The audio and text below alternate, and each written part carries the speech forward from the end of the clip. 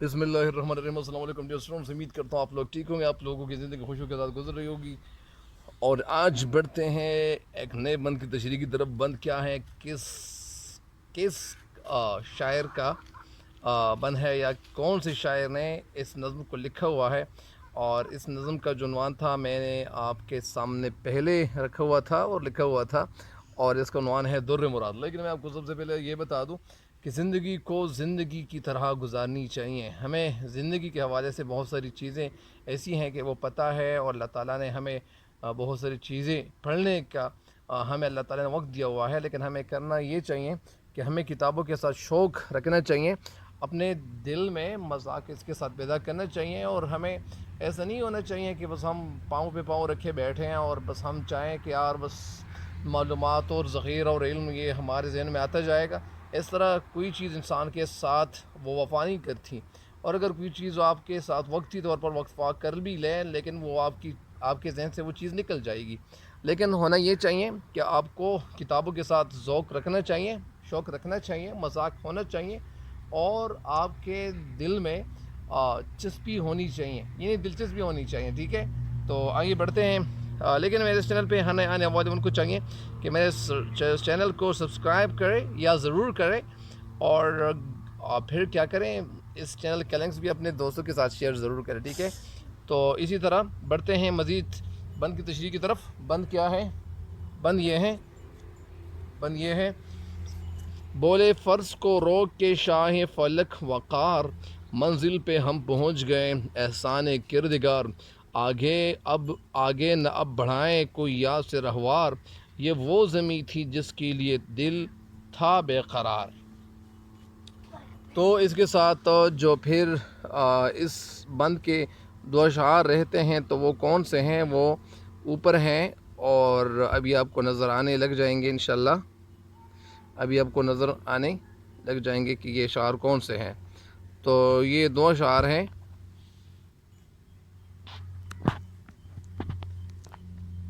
اچھا آپ کو ابھی نظر آ چکے ہوں گے۔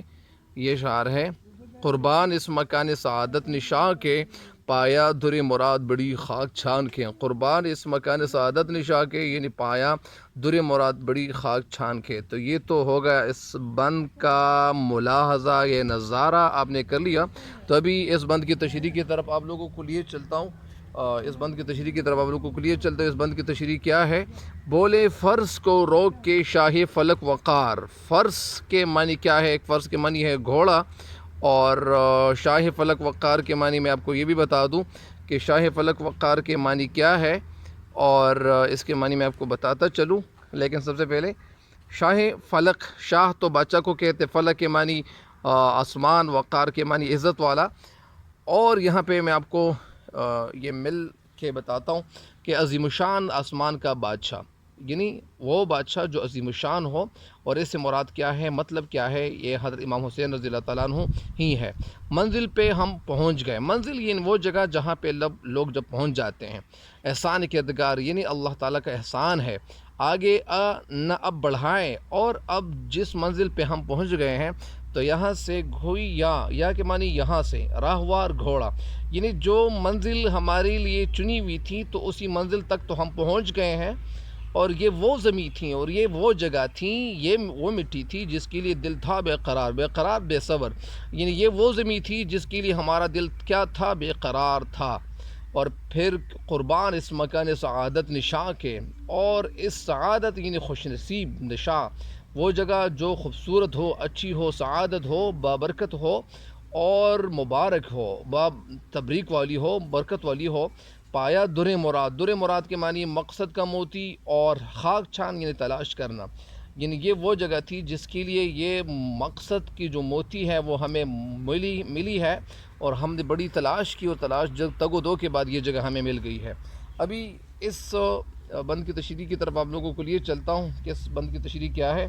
اس سارے بند کی تشریح آپ ملاحظہ کریں، اور تشریح یہ ہے کہ شاعر اس بند میں کہنا ہمیں یہ چاہتے ہیں، کیا کہنا چاہتے ہیں شاعر اس بند میں ہمیں کہنا یہ چاہتے ہیں، اور انیس کو اردو کا سب سے بڑا مرثیہ نگار شاعر تسلیم کیا جاتا ہے. جانے مانے شاعر ہیں اور ان کو بڑا شاعر تسلیم کیا جاتا ہے.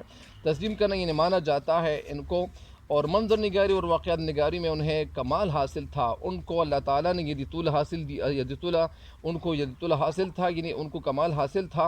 اور وہ اپنے حسن بیان کی وجہ سے صحرائے عرب میں حضرت امام حسین رضی اللہ تعالیٰ عنہ کے قافلے کی سفر بڑی خوبصورت طریقے سے وہ بیان کرتے ہیں. اور وہ بڑی خوبصورت طریقوں سے وہ بیان کرتے ہیں کیونکہ ان کو یدیطول حاصل تھا. تو ابھی حضرت امام حسین رضی اللہ تعالیٰ عنہ کے والے سے یہاں کہتے ہیں کہ جن کا مرتبہ آسمان جتنا بلند تھا، یعنی حضرت امام حسین رضی اللہ عنہ کو اللہ تعالیٰ نے جو مرتبہ دیا تھا، تو وہ جو مرتبہ اللہ تعالیٰ نے کو عطا کیا تھا تو وہ کیا تھا؟ آسمان جتنا بلند تھا. یعنی اپنے گھوڑے کو روک کر وہ یعنی حضرت امام حسین رضی اللہ عنہ بولے کہ اللہ تعالیٰ کا لاکھ لاکھ شکر ہے کہ ہم نے جہاں کہ اللہ کا لاکھ لاکھ شکر ہے. یعنی بولے فرض کو روک کے شاہی فلک وقار منزل پہ ہم پہنچ گئے احسان کے زدگان.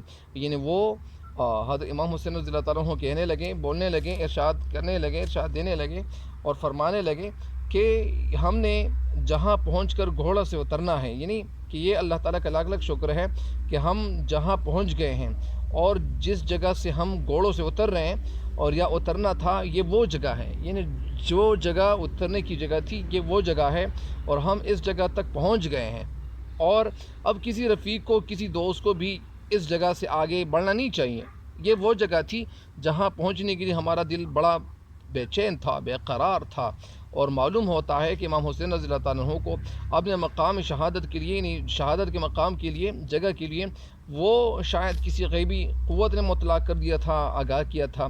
لیکن ایک دفعہ ایسا تھا کہ ہمارے آقائے نامدار حبیب کردگار حضرت محمد مصطفیٰ صلی اللہ علیہ وسلم ایک دفعہ جب حضرت امام حسین رضی اللہ تعالیٰ عنہ کو اپنے گود میں اٹھا دیتے ہیں گود مبارک میں، تو وہ گود بھی کیا گود تھا، کتنا مبارک گود تھا، مبارک گود تھا. تو جب ہمارے پیارے نبی صلی اللہ علیہ وسلم ان کو اٹھا دیتے ہیں تو پھر کیا ہوتا ہے؟ پھر اللہ تعالیٰ ان کو جب وہ آسمان، ہمارے پیارے نبی صلی اللہ علیہ وسلم حضرت خاتم الانبیاء صلی اللہ علیہ وسلم جب آسمان کی طرف دیکھتے ہیں تو ان کو وہ جگہ نظر آتی ہیں، ان کو وہ نظارے دکھائے جاتے ہیں کہ جس جگہ پہ حضرت امام حسین رضی اللہ عنہ کو شہید کیا جائے گا اس جگہ. تو یہ جگہ ہمارے پیارے نبی صلی اللہ علیہ وسلم نے پہلے ہی دیکھی تھی، اللہ تعالیٰ نے ان کو دکھائی تھی. تو بہرحال یہاں آپ کو بتاتا چلوں کہ اس خوش قسمتی کی وجہ سے یہ باتیں ہو رہی ہیں. آگے نہ اب بڑھائے کوئی یہاں سے رہوار، یعنی یہاں سے کوئی بھی گھوڑے والا جو گھوڑے پہ بیٹھا ہوا ہے، کوئی بھی ساتھی، کوئی بھی دوست اس جگہ سے آگے اپنے گھوڑا نہ بڑھائے. یہ وہ زمین تھی اور یہ وہ جگہ تھی جس کے لیے دل تھا بے قرار، اور یہ وہ جگہ تھی جس کے لیے ہمارا دل کیا تھا؟ بے قرار تھا. ابھی آگے بڑھوں اور یہ آخری جو شعر ہے اس کی طرف آپ لوگوں کے لیے چلوں. قربان اس مکان سعادت نشا کے، سعادت یعنی خوش نصیبی کی جگہ. قربان اس مکان سعادت نشاں کے، یعنی میں قربان جاؤں، میں قربان ہو جاؤں، میں قربان جاؤں. اور میں کیا قربان جاؤں؟ اس خوش قسمتی کی جگہ پر میں قربان جاؤں. بہت زیادہ تلاش کرنے کے بعد ہمیں اپنی مراد کا موتی مل گیا ہے. یعنی وہ جگہ جو موتی، وہ پرل، وہ جگہ ہمیں مل گئی ہے جہاں پہنچنے کے لیے وہ ہمارے دل کیا تھے؟ بے چین تھے. اس جگہ پہنچ گئے ہیں. اور ظاہر ہے کہ شہید کا مرتبہ انسانی سوچ سے وہ کہیں بلند ہوتا ہے. اور اللہ تعالیٰ نے اپنے کلام پاک میں فرمایا ہے کہ جو اللہ کی راہ میں جان قربان کر دیتے ہیں انہیں مردہ نہیں کہنا چاہیے، وہ زندہ ہے. اور حق اور سچ تو یہ ہے کہ شہادت پانا انسانی کیا ہے؟ انسانی سرشت میں شامل ہے اور پھر مسلمان کے سرشت میں شامل ہے. اور سچ تو یہ ہے کہ شہادت پانا یا ملنا حیات ابدی حاصل کرنا ہے، یعنی ہمیشہ کی موت یہ ہمیں حاصل ہوتی ہے اس کی وجہ سے.